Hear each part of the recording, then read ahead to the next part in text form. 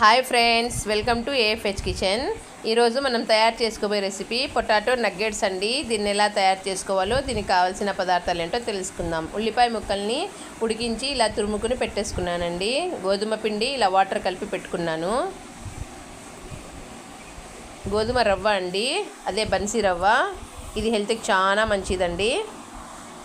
అలానే ఉల్లిపాయ ముక్కలు చిన్నగా కట్ చేసుకున్నాము. కొద్దిగా పసుపు కలర్ఫుల్ ఉండడానికి, అలాగే chilli flakes, chaat masala, oregano powder అండి.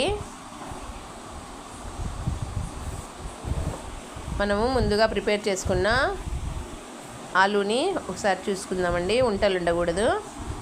ఇప్పుడు ఇందులోకి మనము సాఫ్ట్గా ఉందా లేదా చెక్ చేసుకోవాలి. మరీ ఎక్కువగా ఉడికించుకోకూడదండి. ఒక 2 స్టీములు పెడితే సరిపోతుంది. మెత్తగా ఉంటే నూనె ఎక్కువగా వచ్చేస్తుందండి.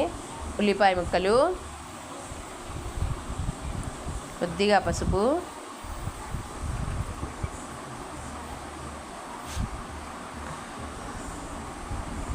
చిల్లీ ఫ్లేక్స్, కొంచెంగా స్పైసీగా ఉంటేనే బాగుంటుందండి టేస్ట్. కొద్దిగా చాట్ మసాలా,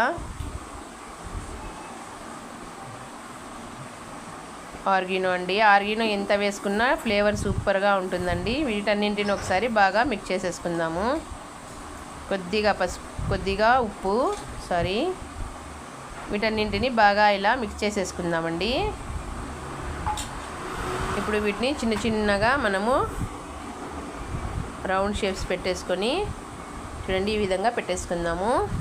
ఇప్పుడు మనం ముందుగా కలిపి పెట్టుకున్న గోధుమ పిండి చూడండి, అడుగు ఏ పిండి అయినా కానీ కలిపి పెట్టేస్తే గట్టిగా అవుతుంది. ఒకసారి స్పూన్తో ఇలా మిక్స్ చేసేసుకుందామండి. ఇప్పుడు మనము ఈ గోధుమ పిండిలోకి ఒక్కొక్కటిగా అన్నింటినీ డిప్ చేసేసుకుందామండి.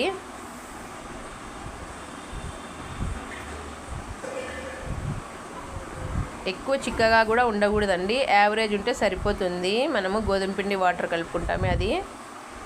ఇప్పుడు మనము దీన్ని గోధుమ రవ్వలోకి వేసి ఒకసారి బైండింగ్ అయితే చేసేసుకుందామండి. చూడండి, ఈ విధంగా అన్నింటినీ పెట్టేసుకుందాము. మనకు కావాలంటే ఫ్రిడ్జ్లో అయినా పెట్టేసుకొని గట్టిగా అయిన తర్వాత అయినా ఫ్రై చేసుకోవచ్చండి. ఇప్పుడు ఆయిల్ లైట్గా వేగిందండి, మరీ ఎక్కువ వేగకూడదు. ఎక్కువ వేగితే మరి నల్లగా అయిపోతాయి. ఒక్కొక్కటిగా వేసేసుకొని దీన్ని డీప్ ఫ్రై అయితే చేసేసుకుందాం.